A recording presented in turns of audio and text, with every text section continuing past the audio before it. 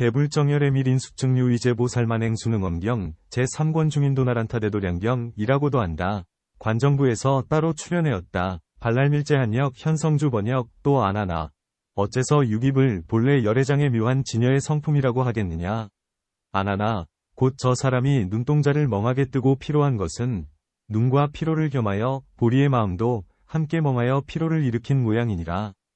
밝음과 어둠의 두 가지 허망한 경계로 인하여 보는 작용을 일으키고 그 가운데 있으면서 이 경계의 모양, 진상을 빨아들이는 작용을 보는 성질이라고 하며, 이 보는 성질은 밝음과 어둠의 두 경계를 떠나면 끝내 자체가 없느니라. 이와 같이 안하나 마땅히 알아야 한다. 이 보는 작용은 밝음과 어둠에서 오지도 않고 눈, 근에서 나오지도 않으며 허공에서 생기지도 않는다. 그 까닭은 밝은 데서 온다면 어두울 때는 곧장 따라 사라져서 어둠을 볼 수 없어야 하고, 어두운 데서 온다면 밝을 때는 곧장 따라 사라져서 밝음을 볼 수 없어야 하며, 눈에서 나온다면 밝고 어둠과 상관없으니 이러한 보는 정기는 본래 제 성품이 없을 것이기 때문이다. 만일 허공에서 생긴다면 앞에서 경계의 모양을 보았으니 돌아와서는 당연히 눈을 보아야 한다. 또 허공이 제 스스로 보는 것이니 내 눈에 보는 기능, 입과 무슨 관계가 있겠느냐. 그러므로 마땅히 알라. 눈에 보는 기능, 안입은 허망하여 본래 인연도 아니고 자연도 아니고 열애장의 묘한 지녀의 성품이니라. 안하나 만일 어떤 사람이 두 손가락으로 급히 귀를 꽉 막는다면 귀의 감관, 이 피로하여 머릿속에서 어떤 소리를 듣는 것은 이 귀와 피로를 겸하여 보리의 마음도 함께 멍하여 피로를 일으킨 모양이니라. 소리의 움직임과 조용함의 두 가지 허망한 경계로 인하여 듣는 작용을 일으키고 그 가운데 있으면서 경계의 모양을 빨아들이는 작용을 듣는 성질이라고 하며, 이 듣는 성질은 소리의 움직임과 조용함의 두 경계를 떠나면 끝내 자체가 없느니라. 이와 같이 안하나 마땅히 알아야 한다. 이 듣는 성질은 소리의 움직임과 조용한 데서 오지도 않고 귀, 근에서 나오지도 않으며 허공에서 생기지도 않는다. 그 까닭은 만일 듣는 성품이 조용한 데서 왔다면 움직일 때는 곧장 따라 사라져서 소리의 움직임을 듣지 못해야 하고, 만일 움직이는 데서 왔다면 조용할 때는 곧장 따라 사라져서 조용함을 깨닫지 못해야 하며, 만일 귀에서 생긴다면 움직임과 조용함과 상관없으니 이러한 듣는 자체는 본래 제 성품이 없을 것이기 때문이다. 만일 허공에서 나온다면 허공은 듣는 작용으로 성품을 이뤘으니 허공이 아니면 또 허공이 제 스스로 들으니 너의 듣는 기능, 입과 무슨 관계가 있겠느냐. 그러므로 마땅히 알라. 귀에 듣는 기능, 이 입은 허망하여 본래 인연도 아니고 자연도 아니고 열애장의 묘한 지녀의 성품이니라. 안하나 어떤 사람이 급히 코로 숨을 들이켠 숨을 조금 길게 끌어 피로해지면 콧 속에 서늘한 느낌이 생긴다. 이 느낌으로 인하여 통함과 막힘의 허실, 과 이와 같이 온갖 향기와 추한 기운들을 분별하는 것은 이 코와 피로를 겸하여 보리의 마음도 함께 멍하여 피로를 일으킨 모양이니라. 통함과 막힘의 두 가지 허망한 경계로 인하여 냄새 맡는 작용을 일으키고 그 가운데 있으면서 이 경계의 모양을 빨아들이는 작용을 냄새 맡는 성품이라고 하며, 이 냄새 맡는 성질은 저 통함과 막힘의 두 경계를 떠나면 끝내 자체가 없느니라. 이와 같이 안하나 마땅히 알아야 한다. 이 냄새 맡는 작용은 통함과 막힘에서 오지도 않고 코에서 나오지도 않으며 허공에서 생기지도 않는다. 그 까닭은 만일 통한 데서 온다면 막힐 때는 냄새 맡는 작용이 사라지니 어떻게 막힘을 알겠으며, 만일 막힘 때문에 있다면 통할 때는 냄새 맡는 작용이 없으니 어떻게 향기와 추한 냄새 등의 느낌을 밝히겠느냐. 만일 코에서 생긴다면 분명 통함과 막힘과 상관없으니 이러한 냄새 맡는 기능은 본래 제 성품이 없을 것이기 때문이다. 만일 허공에서 온다면 이 냄새 맡는 작용은 돌아와서 내 코를 냄새 맡아야 하며, 또 허공 자체가 스스로 냄새를 맡는 것이니 내 코에 맡는 기능, 입과 무슨 관계가 있겠느냐. 그러므로 마땅히 알라. 코에 맡는 기능, 비입은 허망하여 본래 인연도 아니고 자연도 아니고 열애장의 묘한 지녀의 성품이니라. 안하나 어떤 사람이 혀로 입술을 조금 오래 핥았을 경우 병 있는 사람은 쓴맛을 느끼고 병 없는 사람은 조금 단맛을 느낀다. 단맛과 쓴맛으로 혀의 감각이 나타나고 혀를 움직이지 않을 때는 항상 담담한 맛이 있는 것은 이 혀와 피로를 겸하여 보리의 마음도 함께 멍하여 피로를 일으킨 모양이니라. 달고 쓴맛과 담담한 맛의 두 가지 허망한 경계로 인하여 맛보는 작용을 일으키고 그 가운데 있으면서 이 경계의 모양을 빨아들이는 작용을 맛보는 성질이라고 하며, 이 맛보는 성질은 달고 쓴맛과 담담한 맛의 두 경계를 떠나면 끝내 자체가 없느니라. 이와 같이 안하나 마땅히 알아야 한다. 이러한 달고 쓴맛과 담담한 맛은 달고 쓴맛에서 오지도 않고 담담한 맛 때문에 있지도 않으며 또 혀에서 나오지도 않고 허공에서 생기지도 않는다. 그 까닭은 만일 달고 쓴맛에서 온다면 담담할 때는 맛보는 작용이 사라지니 어떻게 담담한 맛을 알겠으며, 만일 담담한 맛에서 왔다면 달고 쓴맛을 느낄 때는 담담한 맛이 없어지니 어떻게 달고 쓴 두 맛을 알겠느냐. 만일 혀에서 생긴다면 분명 달고 담담하고 쓴 경계와 상관없으니 이 맛을 아는 기능, 지믹은 제 성품이 없을 것이기 때문이다. 만일 허공에서 나온다면 허공 스스로 맛보는 것이지 내 입이 맛보는 것이 아니다. 또 허공 자체가 맛보는 일이니 내 혀에 맛보는 기능, 입과 무슨 관계가 있겠느냐. 그러므로 마땅히 알라. 혀에 맛보는 기능, 설입은 허망하여 본래 인연도 아니고 자연도 아니고 열애장의 묘한 진여의 성품이니라. 안하나 어떤 사람이 한쪽에 차가운 손으로 다른 쪽에 더운 손과 맞댈 경우 차가운 기운이 더운 기운보다 많으면 더운 기운은 차가운 기운을 따라 차가워지고 더운 기운이 많으면 차가운 기운은 더운 기운을 따라 더워진다. 이와 같이 이 맞대어 깨닫는 촉감이 뗄 때에는 떼는 줄을 아는 작용으로 나타나니 끼어드는 기운, 이렇게 성립하는 것은 피로한 촉감이 그 원인이며 이 몸과 피로를 겸하여 보리의 마음도 함께 멍하여 피로를 일으킨 모양이니라.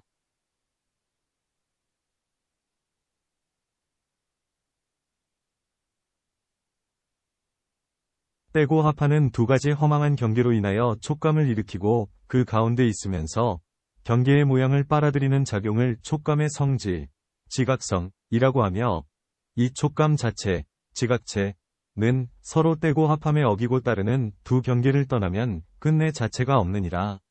이와 같이 안하나 마땅히 알아야 한다. 이 촉감, 각은 떼고 합함에서 오지도 않고 어기고 따름에 있지도 않으며 몸의 감관, 근에서 나오지도 않고 또 허공에서 생기지도 않는다. 그 까닭은 만일 합할 때 온다면 뗄 때는 합함이 이미 사라지니 어떻게 떼는 작용을 알겠느냐. 어기고 따르는 두 모양도 마찬가지다. 만일 몸에서 나온다면 분명 떼고 합하고 어기고 따르는 네 가지 모양이 없으니 내 몸의 감촉 기능은 원래 제 성품이 없을 것이기 때문이다. 만일 허공에서 나온다면 허공 스스로가 촉감이니 내 몸의 감촉 기능, 신입과 무슨 관계가 있겠느냐. 그러므로 마땅히 알라. 몸의 감촉 기능은 허망하여 본래 인연도 아니고 자연도 아니고 열애장의 묘한 진여의 성품이니라. 안하나 어떤 사람이 피곤하고 나른하여 잠이 들었다가 푹 자고 나서 깨었을 때 경계를 보면 기억하고 기억을 잃으면 잊어버림이 바로 뒤바뀐 생주이멸이니라. 이를 빨아들여 익히고 위식 가운데로 돌아가서 서로 뛰어넘지 않음을 위식의 인식 기능, 위직은 이라고 하며, 이것은 위식과 피로를 겸하여 보리의 마음도 함께 멍하여 피로를 일으킨 모양이니라. 생기고 사라짐의 두 가지 허망한 경계로 인하여 아는 작용을 모으고 그 속에 있으면서 안의 경계, 내진, 곧 법진을 빨아들여 보고 들음이 흐름을 거슬러서 기억하거나 흐름이 미치지 못하는 곳에 있는 작용을 지각하는 성질, 지각성이라고 하며, 이 지각하는 성질은 자고 깨는 생멸의 두 경계를 떠나면 끝내 자체가 없느니라. 이와 같이 안하나 마땅히 알아야 한다. 이 지각의 기능, 각지직은 자고 깸에서 오지도 않고 생기고 사라지는 데에 있지도 않으며 위식의 감관에서 나오지도 않고 허공에서 생기지도 않는다. 그 까닭은 만일 잠깬 데서 온다면 잠잘 때는 곧 따라 사라져버리니 무엇으로 잠을 자며 분명 생길 때 있다면 멸할 때는 가치 없는데 무엇이 멸하겠느냐. 만일 멸하는 데 있다면 생길 때는 곧 멸함이 없는데 무엇이 생기는 것을 알겠느냐. 만일 위식의 감관에서 나온다면 자고 깨는 두 모양은 몸에 열리고 닫힘을 따르는 것이니 이 열리고 닫히는 두 채를 떠나면 이 지각작용은 허공꽃과 같이 끝내 자체의 성품이 없기 때문이다. 만일 허공에서 생긴다면 허공제 스스로 아는 일이니 너의 위식작용과 무슨 관계가 있느냐.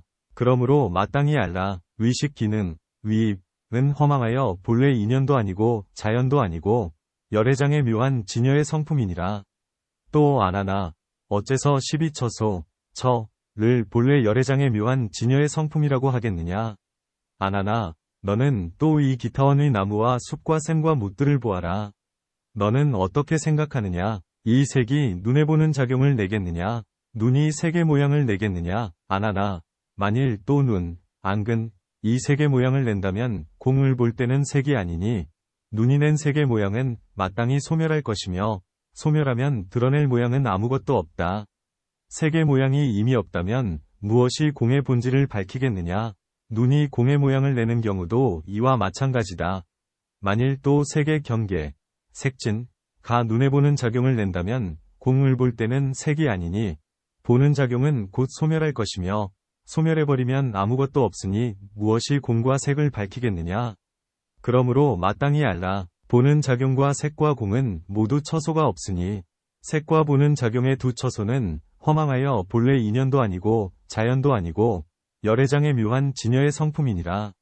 안하나 또 이 기타원에서 공양이 마련되면 북을 치고 식단으로 대중을 불러 모을 때는 종을 치니 너는 그때마다 앞뒤로 서로 이어지는 북소리와 종소리를 듣는다.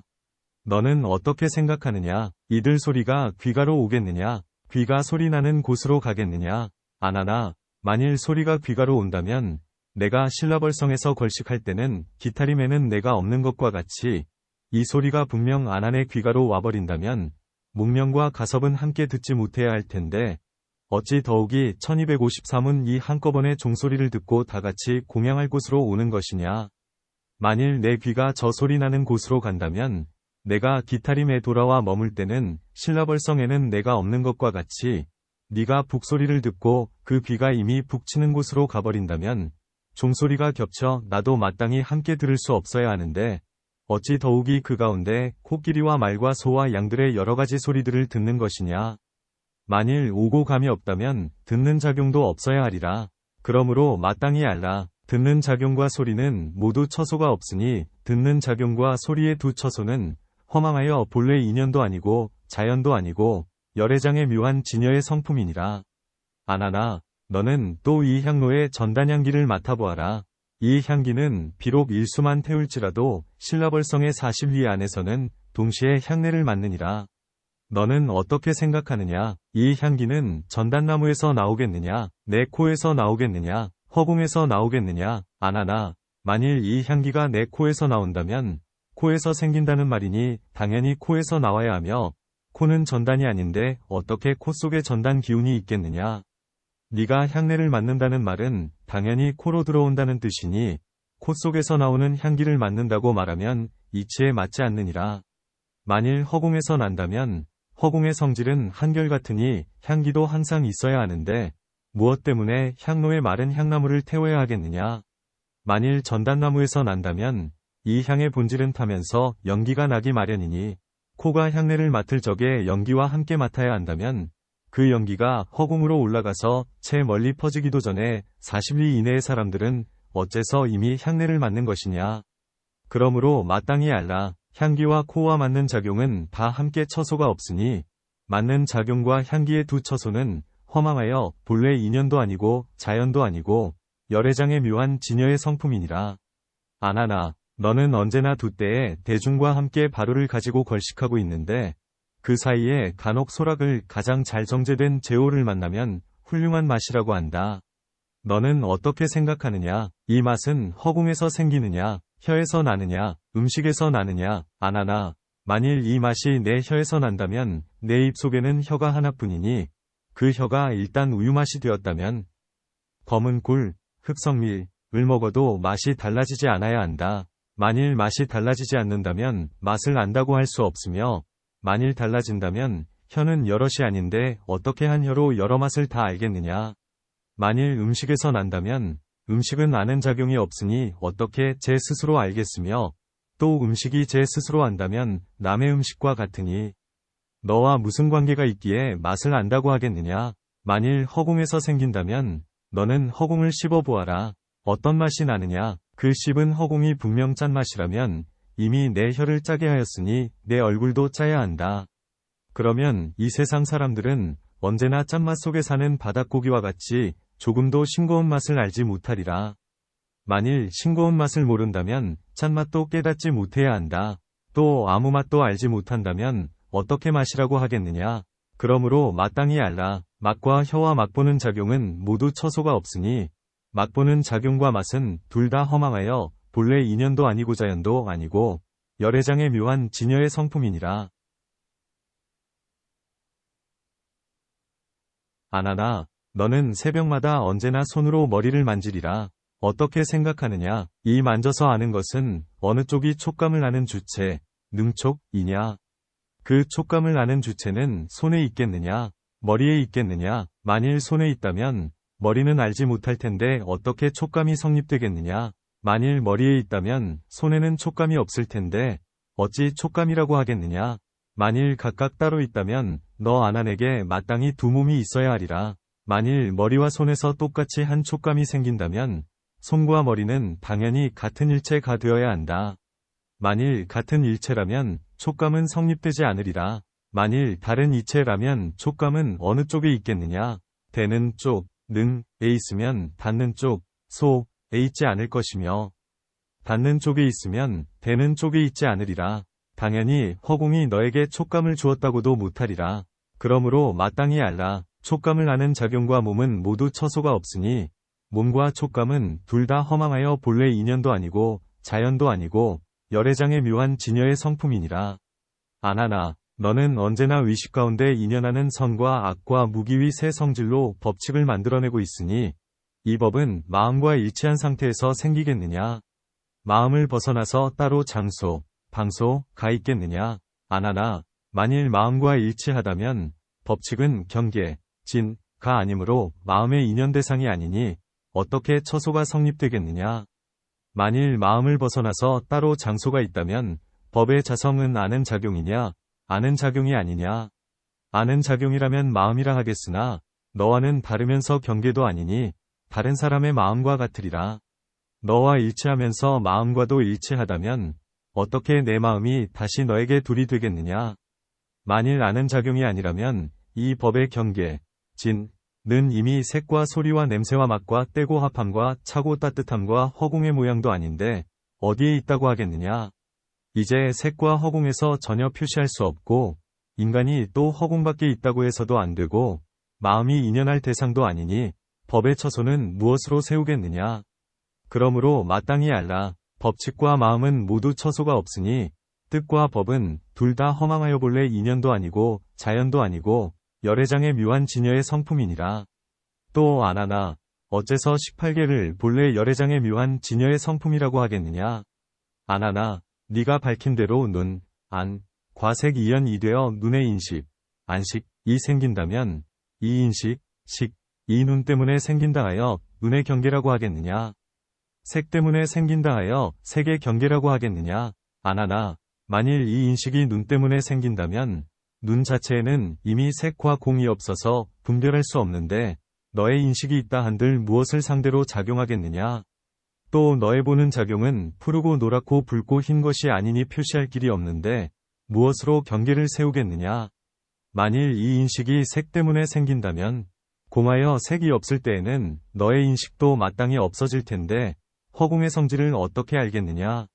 만일 색이 변할 때 네가 색의 모양, 색상, 이 변천하는 상태를 안다면 너의 인식 자체는 변천한 일이 없는 것이니 경계를 무엇으로 세우겠느냐? 또 색의 변천을 따라 인식이 변천한다면 경계의 모양은 저절로 없어질 것이며 또 인식이 색을 따라 변천하지 않는다면 인식은 한결같으리라. 그러면 이미 색에서 생겼으니 마땅히 허공이 어디에 있는지를 알지 못하게 되리라.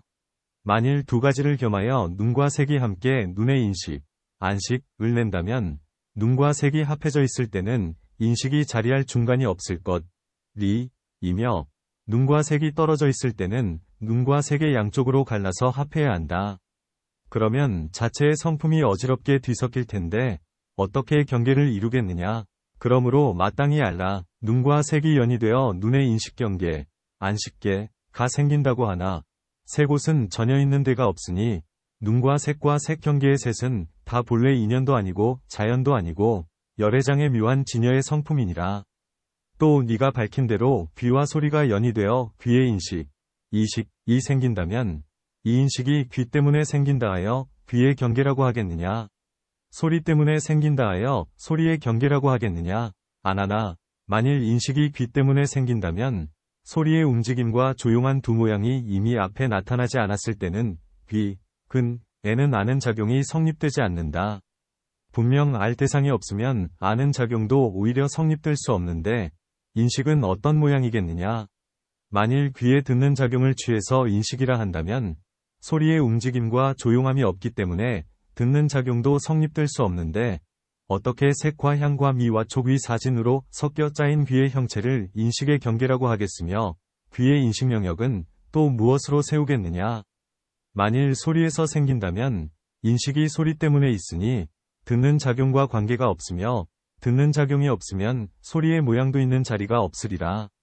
인식이 소리에서 난다 하여 소리를 듣는 작용에 따라 소리 모양이 있다고 인정하면 듣는 작용은 마땅히 인식 자체를 들어야 하리라. 인식 자체를 듣지 못한다면 소리의 경계가 아니면 인식 자체를 듣는다면 소리와 똑같아서 인식 자체가 이미 듣는 대상이 되었으니 무엇이 인식 자체를 듣는 줄 알겠느냐. 만일 아는 작용이 없다면 결국 초목과 같으니 당연히 소리와 듣는 작용이 섞여서 중간의 경계가 성립되지 않으리라. 경계의 중간 자리가 없으면 안팎의 모양은 무엇으로 성립되겠느냐. 그러므로 마땅히 알라. 귀와 소리가 연이되어 귀의 인식경계, 이식계가 생긴다고 하나 세 곳은 전혀 있는 데가 없으니 귀와 소리 경계의 셋은 본래 인연도 아니고 자연도 아니고 열애장의 묘한 진여의 성품이니라. 아나나, 또 네가 밝힌 대로 코와 냄새, 향, 가연이 되어 코의 인식, 비식이 생긴다면 이 인식은 코 때문에 생긴다 하여 코의 경계라고 하겠느냐? 냄새, 향 때문에 생긴다 하여 냄새의 경계라고 하겠느냐? 아나나, 만일 이 인식이 코 때문에 생긴다면 너는 마음속에 무엇을 코라고 생각하느냐? 쌍 손톱 모양의 살덩어리를 코라고 생각하느냐? 냄새를 맡아서 동요하는 성질을 코라고 생각하느냐? 만일 살덩어리를 가지고 코라고 한다면 살덩어리, 육질은 몸이고 몸에 아는 작용은 촉감이니 몸이라면 코가 아니면 촉감이라면 경계, 진이니라. 그러면 코는 오히려 이름이 없을 텐데 어떻게 경계를 세우겠느냐? 만일 냄새 맡는 작용을 가지고 코라고 한다면 너는 마음속으로 무엇이 맡는다고 생각하느냐? 살덩어리가 맡는다고 한다면 살덩어리에 맡는 작용은 원래 촉감이지 코가 아니면 허공이 맡는다고 한다면 허공이 제 스스로 맡는 것이니 살덩어리는 마땅히 느끼지 못해야 하며 허공이 맡는다면 여시 마땅히 허공이 바로 네가 되고 내 몸은 알지 못해야 하며 지금의 안한도 마땅히 존재하지 않아야 한다. 냄새 자체, 향가 맡는다고 하면 맡는 작용은 저절로 냄새 자체에 속하는데 너와 무슨 상관이냐? 만일 향냄새와 추한 냄새가 분명 내 코에서 난다면 저 향내와 구린내의 두 가지 흐르는 기운은 이란 나무와 전단 나무에서 생기지 않으리라. 이 두 나무, 이물가 없는 데서 너는 스스로 코를 맡아보아라. 향내가 나느냐, 구린내가 나느냐, 구린내라면 향내가 아니면 향내라면 분명 구린내가 아니다. 만일 향내와 구린내를 둘 다 맡는다면 너 한 사람에게 마땅히 두 코가 있어야 하고 또 나에게 돌을 물을 때도 두 안안이 있어야 하니 어느 쪽을 내 몸이라고 하겠느냐. 만일 코가 하나라면 향내와 구린내의 둘은 구분되지 않아서 구린내가 이미 향내가 되고 향내가 또 구린내가 되어 두 성질이 있지 않을 텐데 경계를 무엇으로 세우겠느냐. 만일 인식이 냄새, 향 때문에 생긴다면 인식은 냄새 때문에 있으니 마치 눈에 보는 작용이 있으나 제 눈을 볼 수 없듯이 냄새 때문에 인식이 있으므로 마땅히 냄새를 맡지 못해야 하리라. 인식이 냄새를 안다면 냄새에서 생긴 것이 아니면 냄새를 알지 못한다면 인식이 아니니라.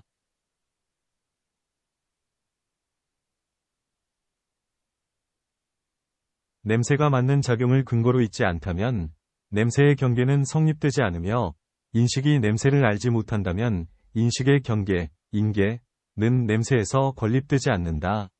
이미 중간이 없고 안의 감관과 밖의 경계가 성립되지 않으니 저 운간 맞는 성질은 마침내 허망하리라. 그러므로 마땅히 알라. 코와 냄새가 연이되어 코의 인식경계, 비식계가 생긴다고 하나 세 곳은 전혀 있는 데가 없으니 코와 냄새 경계의 셋은 다 본래 인연도 아니고 자연도 아니고 열애장의 묘한 진여의 성품이니라. 아나나 또 네가 밝힌 대로 혀와 맛이 인연이 되어 혀의 인식, 설식이 생긴다면 이 인식은 혀 때문에 생긴다 하여 혀의 경계라고 하겠느냐? 맛 때문에 생긴다 하여 맛의 경계라고 하겠느냐? 아나나 만일 인식이 혀 때문에 생긴다면 세상의 감자와 오매와 황련 과석염 과세신과 생강, 강, 과계피, 게들은 모두 맛이 없으리라. 너는 스스로 혀를 맛보아라. 단맛이냐, 쓴맛이냐, 만일 혀의 성질, 성이 쓰다면 무엇이 와서 혀를 맛보겠느냐? 혀는 스스로 맛보지 못하는데 무엇이 지각하겠느냐? 혀의 성질이 쓰지 않다면 맛은 저절로 생기지 않는데 어떻게 경계를 세우겠느냐? 만일 인식이 맛 때문에 생긴다면 인식, 식 자체가 맛이 되리라. 그러면 혀의 감관, 설근, 이 스스로 맛보지 못함과 한 가지니 어찌 인식, 식, 이 맛인지 맛 아닌지를 알겠느냐? 또 일체 맛은 한 물건에서만 생기지 않으니 맛이 이미 많이 생김으로 인식도 당연히 여러 채라야 하리라. 인식의 채가 만일 하나이며 채가 분명 맛에서 생긴다면 짠맛과 담담한 맛과 단맛과 신맛과 화합한 맛과 본래 가진 맛, 구생, 과 변하여 달라진 맛, 재변이 들은 똑같이 한 맛이 되어 분별이 없으리라. 이미 분별이 없다면 인식이라고 이름하지 못할 텐데 어떻게 또 혀와 맛의 인식경계, 설미식계라고 하겠느냐. 그렇다고 허공이 너의 심식을 내지는 않았으리라.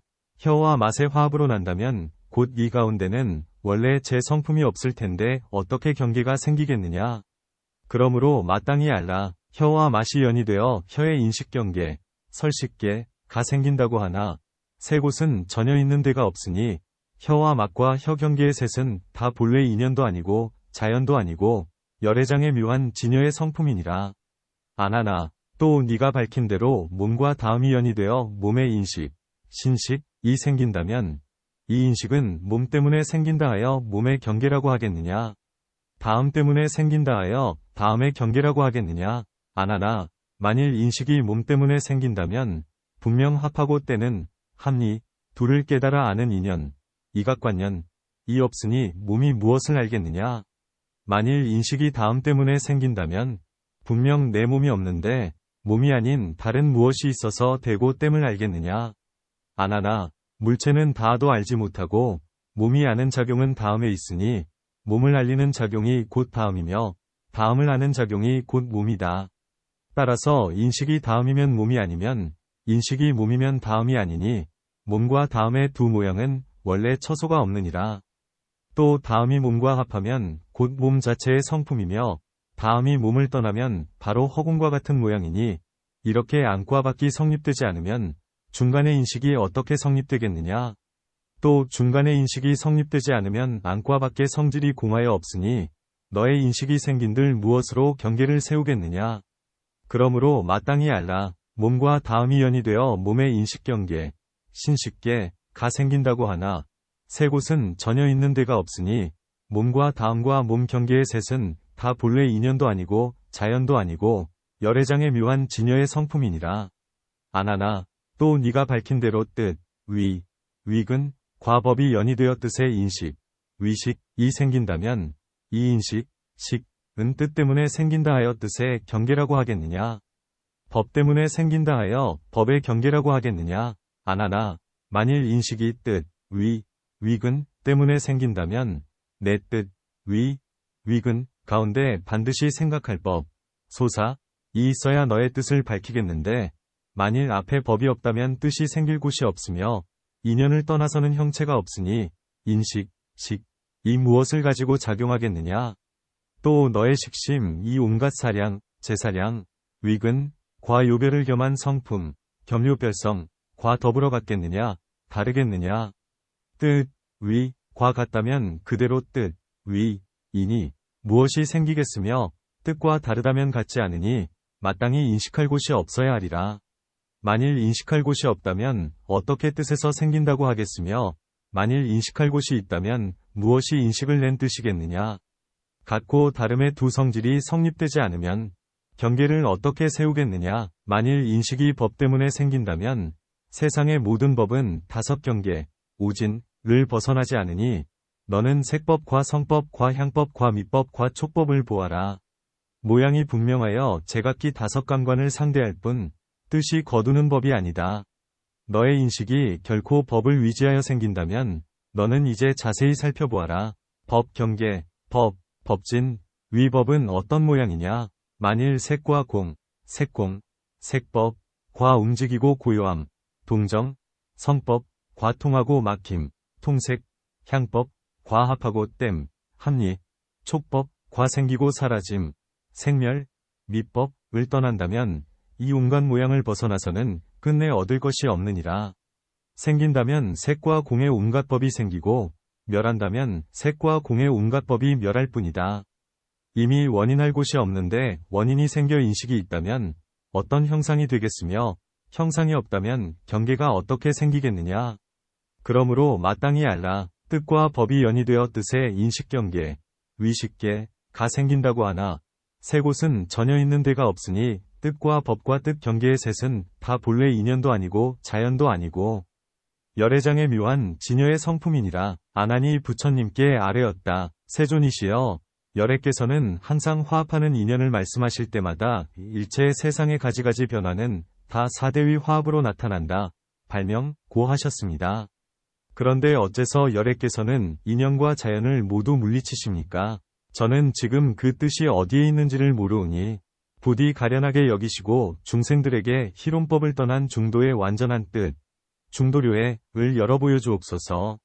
이때 세종께서 아난에게 말씀하셨다. 네가 먼저 성문과 영각의 모든 소승법을 싫어하여도 없이 높은 깨달음을 열심히 구하려고 발심했기 때문에 나는 방금 너를 위해서 가장 뛰어난 법, 제1이체를 열어 보여줬는데도 어째서 또 세상의 희론인 망상의 인연에 스스로 얽매는 것이냐. 네가 비록 들은 지식이 많을지라도 마치 약을 말하는 사람이 바로 눈앞에 진실한 약이 있으나 분별할 수 없는 것과 같으니 열애는 참으로 가련하다고 말하는 것이다.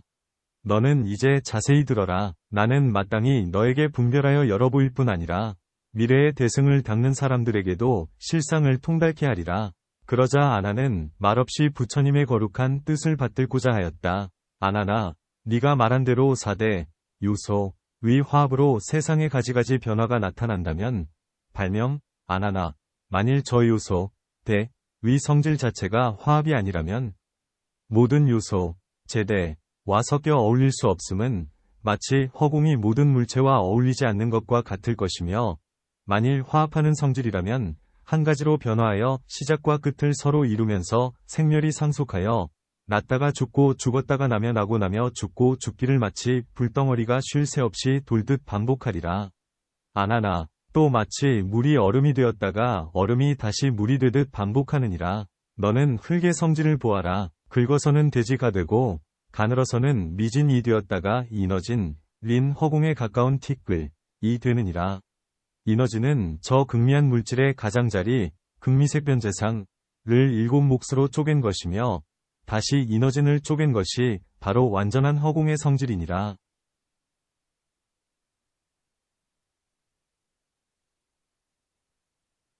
아나나, 만일 이 인어를 쪼개어 허공이 된다면 마땅히 허공이 색상을 출생시킨다는 것도 알아야 한다.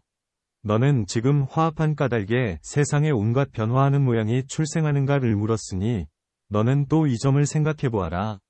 한 이너지는 얼마의 허공을 들여 화합해야만 생기겠느냐. 당연히 이너진이 합쳐서 이너진이 되지는 않으리라. 또 이너진을 쪼개어 허공이 되려면 얼마의 색상을 들여 합해야만 허공이 되겠느냐. 만일 색과 합할 때라면 색과 합했으니 허공이 아니면 만일 허공과 합할 때라면 허공과 합했으니 물질이 아니다. 색은 오히려 쪼갤 수 있겠으나 허공을 어떻게 합하겠느냐.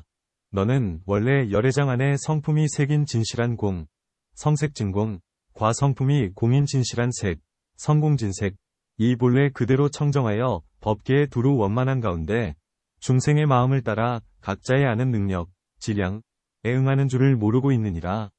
업을 조차 출현하는 것을 세상 사람들은 무지하여 인연과 자연의 본질로 잘못 알고 있느니라. 이것은 모두 이 인식하는 마음으로 분별하여 헤아리는 작용이니 단지 말만 있을 뿐 전혀 진실한 뜻이 없느니라. 아나나 불의 성질은 자체 가 없으니 여러 인연에 위지하느라. 너는 성안의 식전의 집들을 보아라.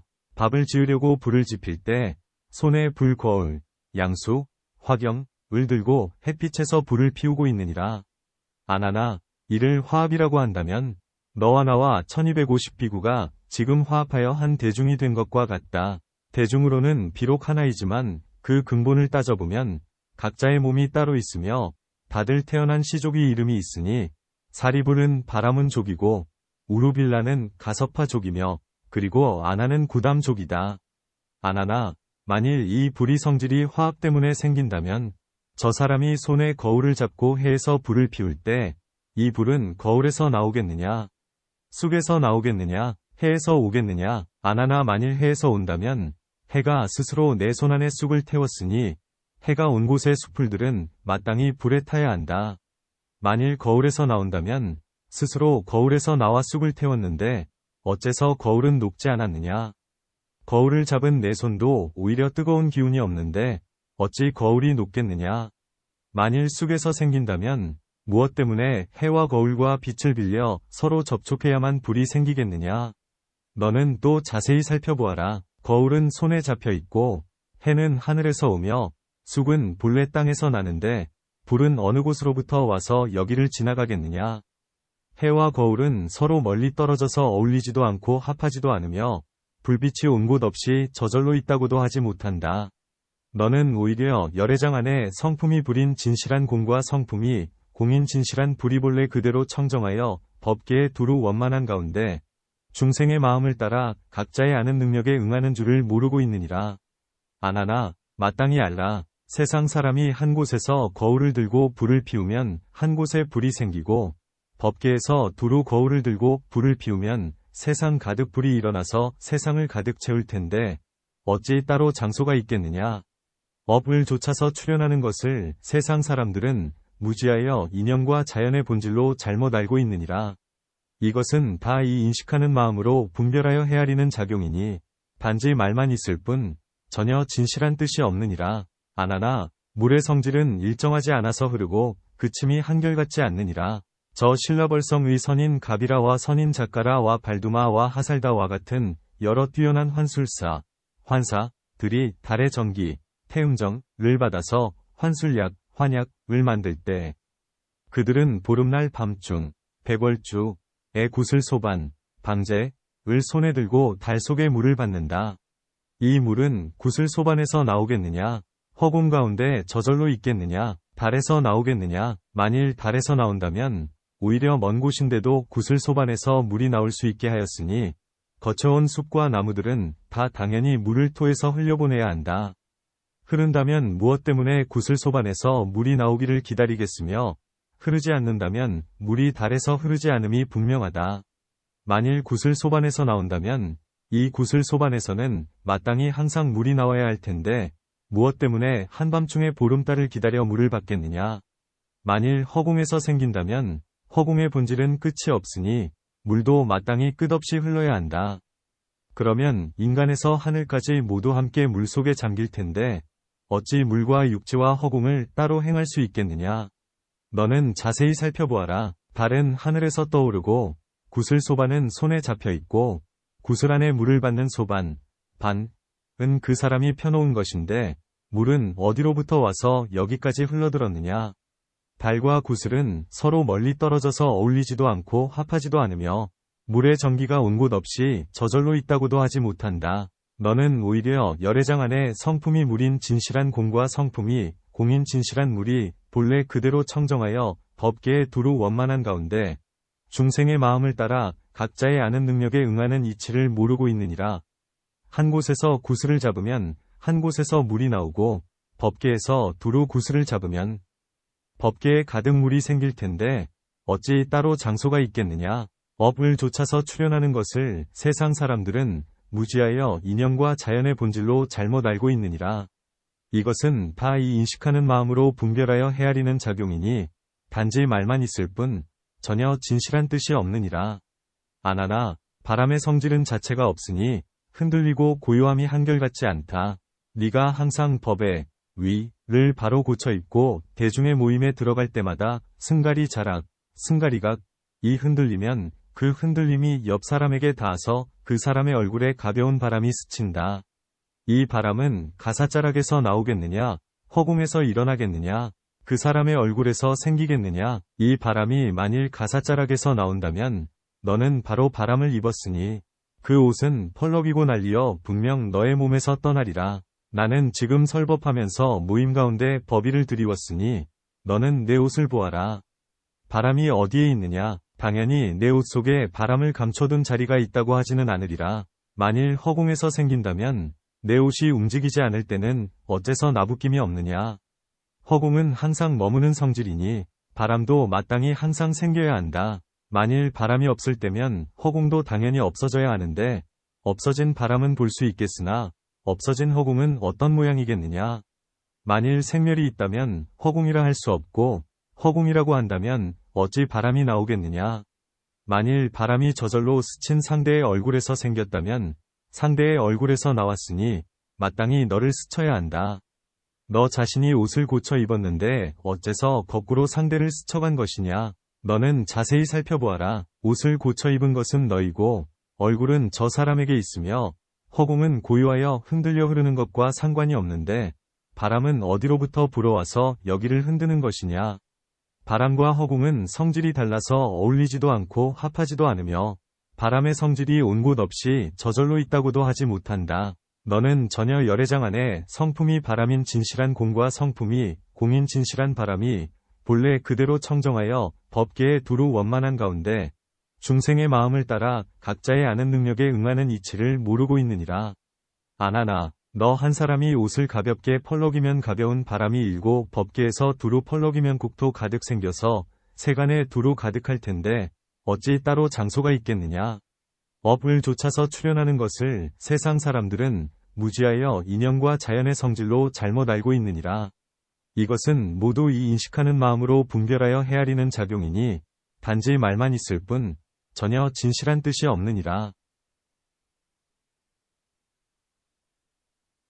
아나나 허공의 성질은 형상이 없으므로 물체로 인하여 드러나느니라.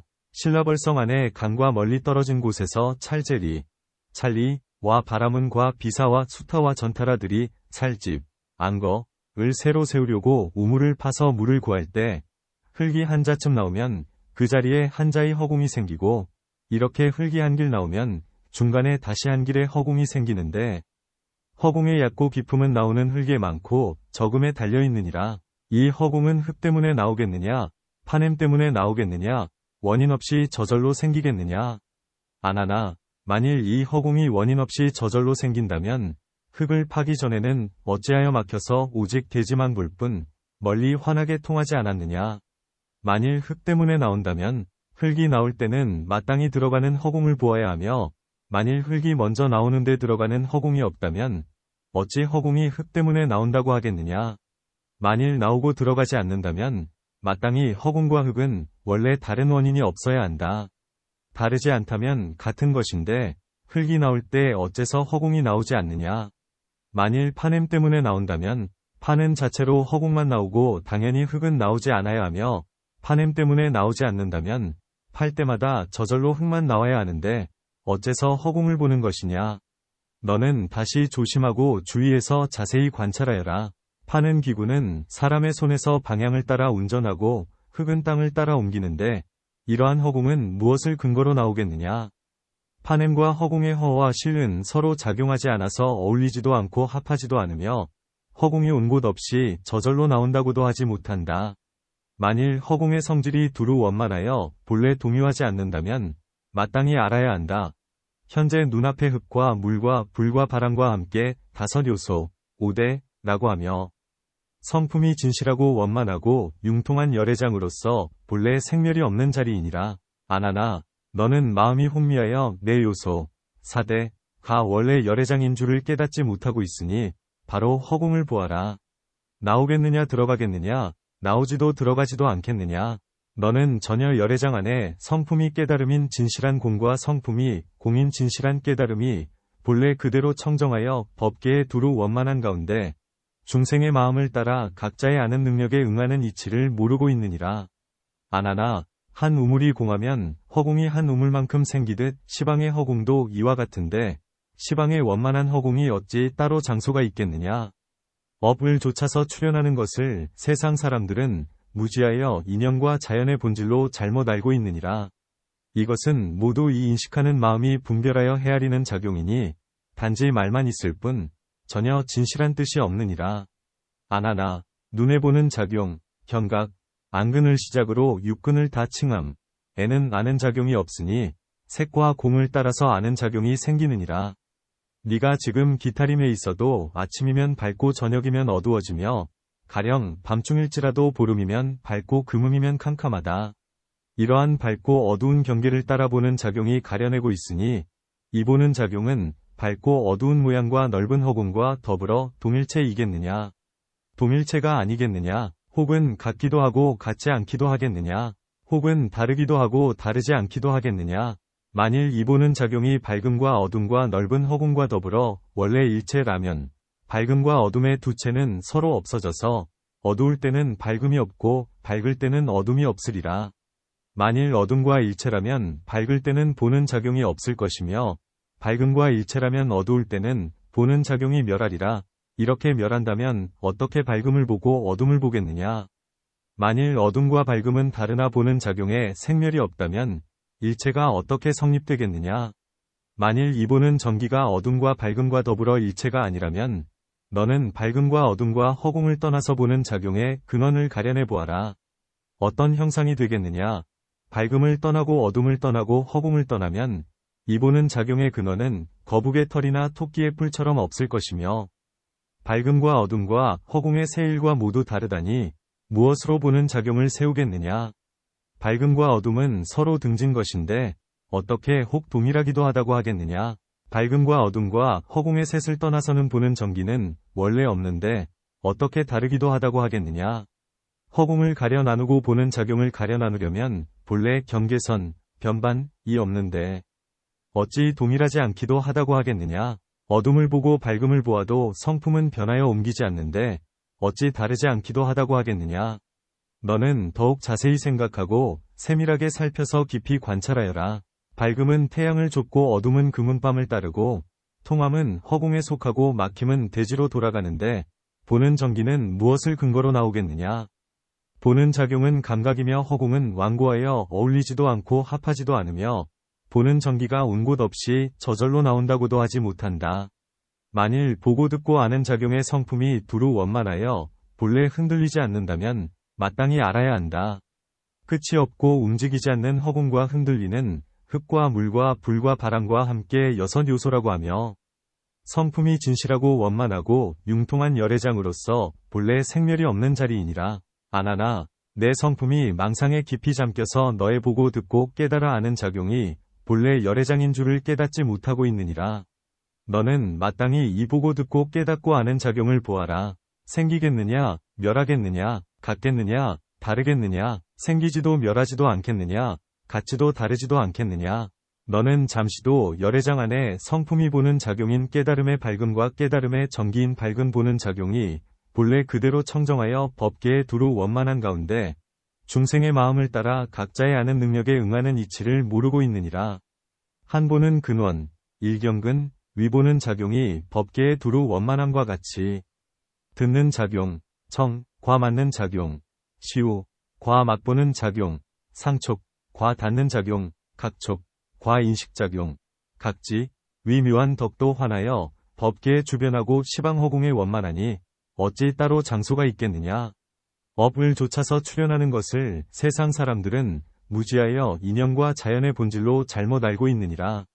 이것은 모두 이 인식하는 마음으로 분별하여 헤아리는 작용이니 단지 말만 있을 뿐 전혀 진실한 뜻이 없느니라. 아나나 인식 자체, 식성는 근원이 없으니 6가지 감관, 근, 과 대상, 진, 을 따라서 허망하게 나오느니라.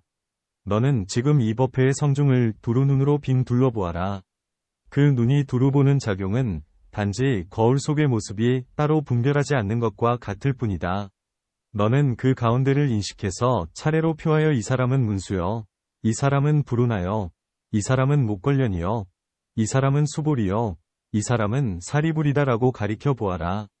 이 인식이 밝게 하는 작용은 보는 작용에서 생기겠느냐, 모양에서 생기겠느냐, 허공에서 생기겠느냐, 까닭 없이 불쑥 나오겠느냐. 만일 내 인식 자체가 보는 작용 가운데서 생긴다면 밝음과 어둠과 물체와 허공과 관계가 없으니 이 4가지가 분명히 없다면 원래 너의 보는 성품도 없으리라. 보는 성품도 오히려 없는데 어디에서 인식이 일어나겠느냐. 만일 내 인식 자체, 식성, 가 모양에서 생긴다면 보는 작용에서 생기지 않았으니 이미 밝음을 볼 수 없고 어둠도 볼 수 없느니라. 밝음과 어둠을 볼 수 없다면 곧 물체와 허공도 없으니 저 모양들도 오히려 없을 텐데 인식은 어디에서 일어나겠느냐. 만일 허공에서 생긴다면 모양도 아니고 보는 작용도 아니니 보는 작용이 아니면 분간하지 못해서 스스로 밝음과 어둠과 물체와 허공을 알지 못할 것이며 모양이 아니면 인연이 사라져서 보고 듣고 깨닫고 아는 작용이 설 자리가 없으리라. 이 모양도 아니고 보는 작용도 아닌 곳, 입이 에 처한다면 공이라면 없는 것과 같을 것이며 있어도 물체와 같지 않으니 너의 인식이 일어난들 무엇을 분별하고자 하겠느냐. 만일 까닭 없이 불쑥 나온다면 어째서 대낮, 일중에는 밝은 달을 인식하지 못하느냐.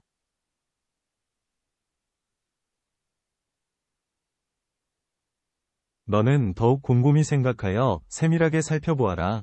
보는 작용은 너의 눈동자에 맡기고 모양은 앞 경계에 미루고 모양이 될 만한 것은 있는 것이 되고 모양이 아닌 것은 없는 것이 되는데 이러한 인식의 인연은 무엇을 근거로 나오는 것이냐. 인식은 움직이지만 보는 작용은 고요하여 어울리지도 않고 합하지도 않으며 듣고 깨닫고 아는 작용도 이와 같으니 인식의 연이 나온 곳 없이 나온다고도 하지 않아야 한다.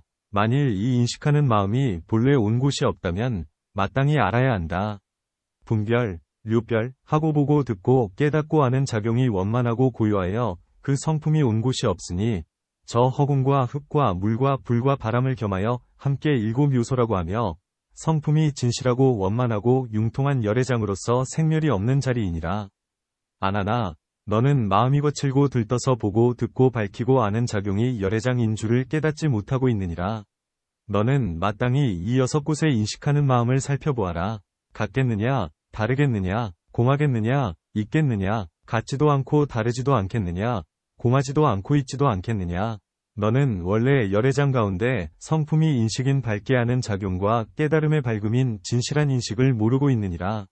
묘한 깨달음이 고요하여 법계에 두루 원만해서 시방 허공을 머금고 토하는데 어찌 따로 생기는 장소가 있겠느냐.